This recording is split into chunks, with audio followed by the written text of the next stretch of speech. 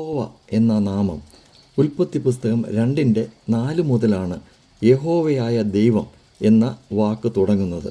അതിനു മുൻപ് ദൈവം എന്ന് മാത്രമേ വേദപുസ്തകത്തിൽ പറയുന്നുള്ളൂ.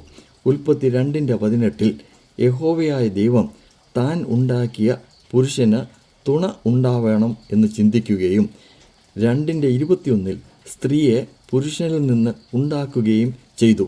ഇതാണ് ആദ്യത്തെ കുടുംബം. ഈ കാലഘട്ടത്തിൽ കൂടുമ്പോൾ ഇമ്പം ആകേണ്ട കുടുംബം കൂടുമ്പോൾ ഭൂകമ്പം ആയി മാറുന്നതായി കാണുന്നു. ഞാനും എൻ്റെ കുടുംബവുമോ ഞങ്ങൾ യഹോവയെ സേവിക്കും എന്ന് യോശുവ പറഞ്ഞു.